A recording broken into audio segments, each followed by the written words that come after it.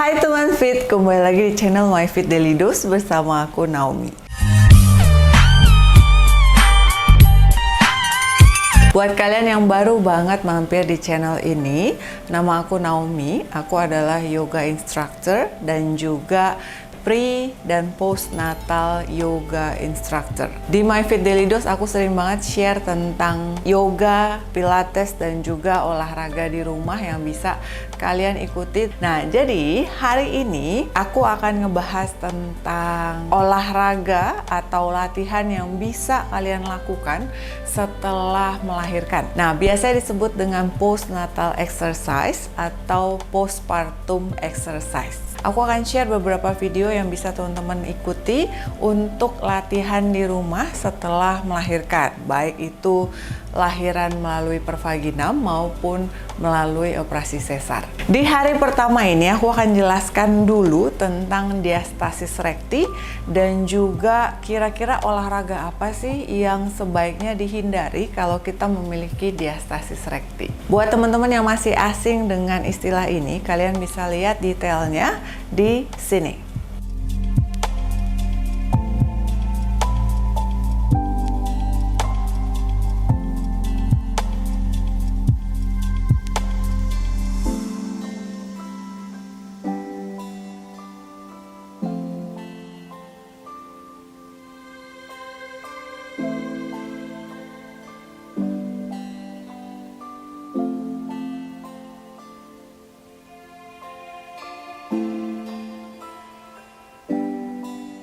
Oke, kalau udah tahu, sekarang waktunya kita untuk ngecek ya. Jadi coba cek di badannya teman-teman, itu kira-kira aku punya diastasis rekti atau enggak ya. Ini sebenarnya kalian bisa cek sendiri juga, tapi kalau kalian pengen yang lebih pasti, kalian bisa cek ke terapisnya kalian atau juga ke dokter.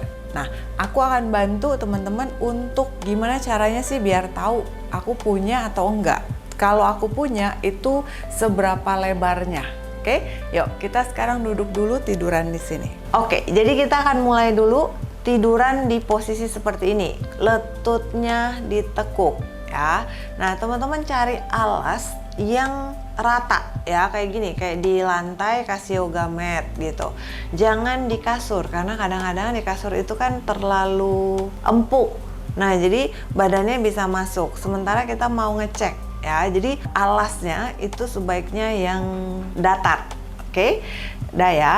Sekarang kita coba ya tempelin semua punggungnya itu di yoga mat. Sekarang coba bawa tangannya yang satu itu taruh di belakang leher ya, atau sanggah kepalanya gitu ya. Lalu sekarang tangan yang satunya lagi itu letakkan di pusar atau di bodong, udel ya. Tekan di sini dulu. Good. Jangan kenceng-kenceng, yang penting kalian pegang dulu di sini. Good. Nah, sekarang kita akan atur nafasnya ya. Jadi posisinya adalah kita tarik nafas dulu, inhale, dadanya angkat ya, inhale. Angkat di sini, tarik nafas panjang. Good. Exhale, buang nafas, kita bawa angkat kepalanya naik ke arah atas kayak orang crunches. Buang nafas di sini ya. Sekarang raba, coba dari pusarnya kita naik dulu ke arah atas. Nah, tahan di sini ya. Ya, jadi posisinya tetap exhale, buang nafas. Perutnya kencengin gitu. Coba diraba. Ada jeda atau rongga nggak yang teman-teman rasakan? Oke, kalau di atas nggak ada, di atasnya pusar nggak ada. Ya, naik sedikit ke arah atas, 3 jari atau 4 jari naik, nggak ada. Sekarang bawa turun ke arah bawah. Nah kalau di bawah ada, mulai dari 1 jari, 2 jari, 3 jari, 4 jari ke bawah, ini ada nggak? Coba diraba ya. Kalau di atas ada atau di bawah ada, nah sekarang teman-teman putar tangannya ke arah bawah. Oke, yang ada bolongannya atau rongganya itu ukur seberapa lebar rongganya ya. Kalau 1 jari di sini, loh kok masih ada rongga lagi, tambahin jari yang kedua ya. Coba cek seberapa lebar, apakah 2 jari, 3 jari atau 4 jari Ya, cek dulu di sini. Oke, good. Kalau udah habis nafasnya, inhale dulu, turun ke bawah. Ya, jangan dipaksa, lehernya nanti sakit. Ya, udah dapat nemu tadi ya, stop di sini, pegang. Good. Sekarang inhale lagi. Nah, bawa lagi, exhale, buang nafas. Good. Nah, kalau ada rongganya coba hitung. 1 jari, 2 jari, atau 3 jari. Good. Dari ujung kiri sampai ujung kanan, tuh lebarnya berapa jari? Ya, yuk turunin lagi, inhale, tarik nafas. Good, lepasin. Sekarang kita coba yang sebelah bawah lagi. Ya, jedanya berapa? Ya, rongganya berapa jari? 1, 2, 3, 4. Gitu ya, coba cek. Inhale dulu di bawah yuk. Lalu exhale, buang nafas. Bawa tarik lagi. Good. Coba cek. Nah, udah ketemu? Good. Yes, kayak gitu. Kalau tadi udah ketemu berapa lebar rongganya, itu yang disebut diastasis recti. Oke, kita bahas satu-satu ya. Jadi kalau ditanya sebenarnya faktor yang menyebabkan ada orang punya diastasis recti sama orang yang nggak punya diastasis recti itu apa sih, Kak? Oke, daripada belibet gitu ya, lidah aku, mendingan aku singkat aja jadi DR gitu ya, diastasis recti ya. Nah, jadi faktor penyebabnya itu ada beberapa hal. Yang pertama, biasanya disebabkan karena kelebihan berat badan atau obesity. Lalu yang kedua adalah orang-orang yang hamil di usia tua atau lebih di atas 35 tahun. Lalu yang ketiga adalah memiliki bayi kembar. Punya bayi kembar itu kan pasti mendorong rectus abdominus atau otot perut kita itu menjadi lebih lebar karena bayi itu butuh space di dalam perut, ya kan? Lalu yang keempat adalah ketika jarak kehamilan itu terlalu dekat. Dan selanjutnya ketika kita hamil dengan bayi yang ukurannya cukup besar. Ya. Lalu yang terakhir adalah ketika si ibu tubuhnya kecil dan memiliki otot perut yang lemah. Ya, otot perut yang lemah itu bisa karena jarang dilatih atau karena hal yang lain juga.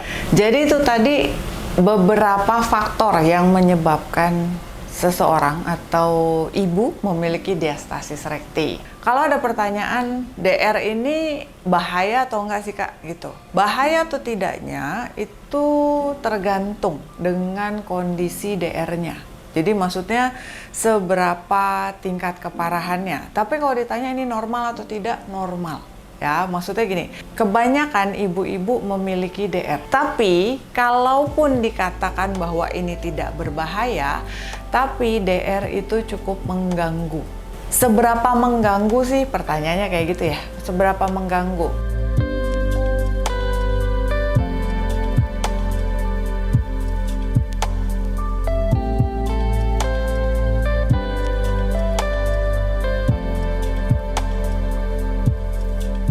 Ada dua hal yang paling mengganggu dari DR ini. Yang pertama adalah masalah penampilan. Penampilan tuh gimana maksudnya? Jadi biasanya ibu-ibu yang memiliki DR itu perutnya itu jadi nggak kempes-kempes. Nah, jadi di bawah itu kayak ada kubah gitu. Ada apa ya namanya? Bukan karena makan ya, jadi bukan karena kekenyangan. Kita kan habis makan biasa agak ada kembung gitu. Nah, tapi ini sepanjang bulan, sepanjang tahun gitu. Dan kalau ini tidak diperbaiki atau disembuhkan gitu, maksudnya tidak dilatih, ini bisa sangat mengganggu ke efek yang kedua. Ya, efek kedua itu apa? Efek kedua tuh biasanya yang dirasakan adalah core kita menjadi lebih lemah. Perlu dicatat ya, core itu tidak hanya perut.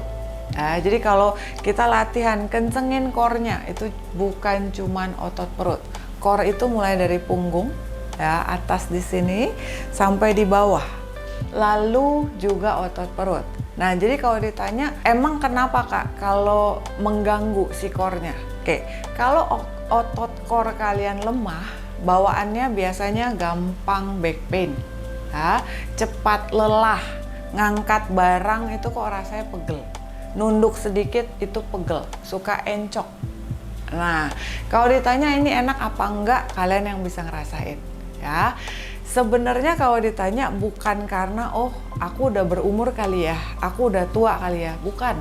Tapi lebih karena sebenarnya kita perlu memperbaiki kondisi ini. Yang kadang di awal kita ngerasa nggak apa-apa, capek kali karena habis lahiran gitu. Tapi sebenarnya ini semua bisa diperbaiki. Lahiran itu bukan suatu hal yang kayak misalnya membuat kita jadi oh urat-urat udah putus gitu ya, kan suka ngomong gitu ya, iya wajar lah aku habis melahirkan, urat-urat udah putus, gampang capek, gampang lelah. No, jadi kita tuh sebenarnya bisa latihan, cuman masalah ingin kembali atau tidak ya. Mungkin kita tidak bisa achieve dengan bentuk badan pada saat kita masih lajang, masih gadis gitu ya, tapi latihan olahraga secara rutin itu tidak hanya untuk membuat penampilan, tapi juga untuk membantu kembalikan lagi endurance-nya, kekuatannya, tidak gampang sakit, immunity-nya gitu ya,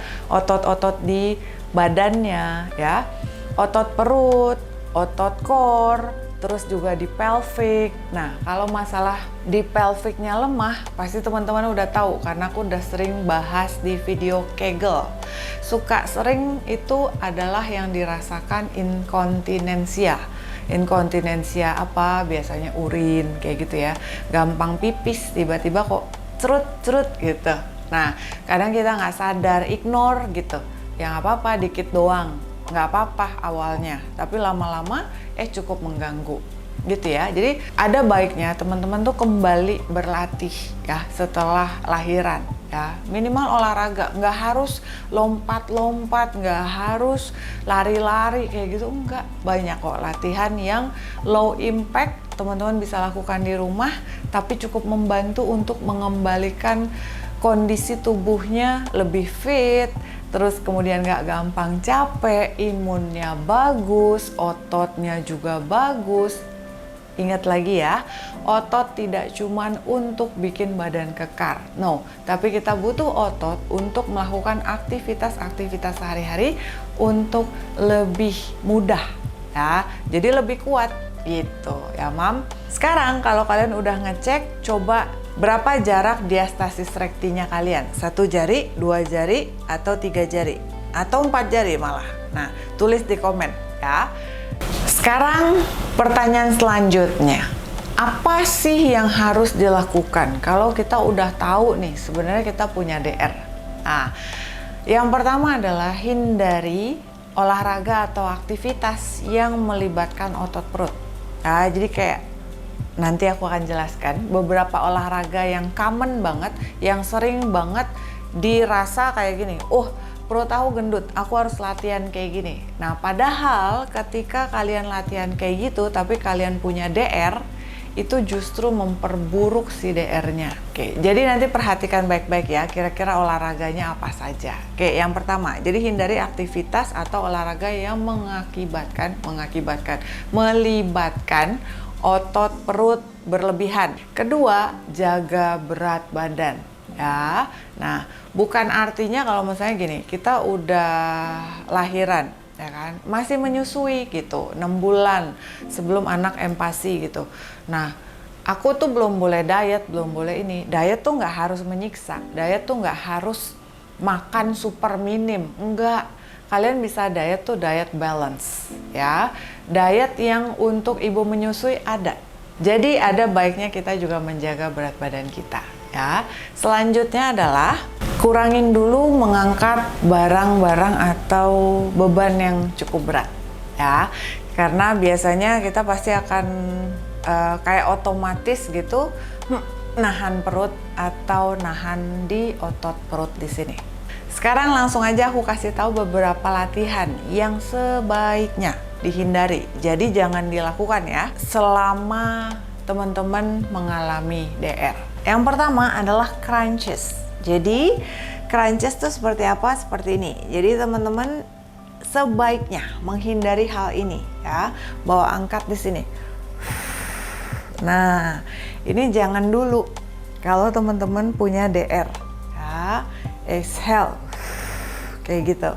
Oke, ini yang pertama. Yang kedua adalah sit up ya. Jadi kalau teman-teman lagi punya DR, jangan lakukan seperti ini ya. No, it's a big no. Jangan lakukan sit up ya. Mau ke sini, tangannya di sini, yang mana aja pokoknya kayak gini, itu stop ya. Sit up no. Jadi pastikan untuk lakukan olahraga yang lain. Yang ketiga adalah leg raises. Jadi ketika dua-dua kaki bawa naik ke arah atas kayak gini, up. Lalu turunin ke arah bawah gitu. Nah, ini sama aja juga melibatkan rectus abdominusnya teman-teman. Nah, jangan dilakukan, no. Jadi leg raises kayak gini, angkat turun ya, dua kaki bersamaan naik turun, no ya, berhenti. Kalaupun kalian lagi ada personal trainer terus dibilang ayo lakuin ini gitu, karena mau ngembaliin badannya dari setelah lahiran ke bentuk badan yang dulu, lebih baik kasih tahu kalau kalian punya DR ya. Biasanya personal trainer mereka paham kalau orang punya DR itu harusnya ngapain. Yang keempat adalah plank ya. Jadi sebaiknya teman-teman menghindari gerakan ini ya. Mau high plank, mau lower plank ya, sama aja. Mau forearm plank atau high plank, no ya, jangan dulu gitu. Jadi kayak gini, ini lebih baik enggak ya. Mau di sini ataupun di sini, tahan ya, nggak usah. Ini mendingan jangan kayak gini. Yang kelima itu adalah push up ya. Kalau plank aja enggak, jadi push up juga lebih baik jangan ya. Kayak gini, mau push up dengan tanpa lutut, mau pakai lutut di sini, kayak gitu. Angkat gini, turun lagi, angkat lagi, sebaiknya jangan ya mam. Latihan lain yang juga sebaiknya dihindari adalah seperti ini. Jadi kalau teman-teman latihan seperti ini, boat pose ya, lalu kencengin otot perutnya di sini, itu sebaiknya juga dihindari ya, jangan dulu kayak gini. Oke, masih banyak olahraga lain, masih banyak gerakan lain yang nggak harus begitu, tapi bisa membantu untuk mengembalikan bentuk tubuhnya ya. Nah, olahraga seperti apa?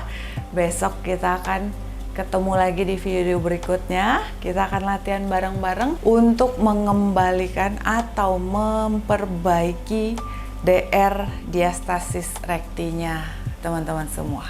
Oke?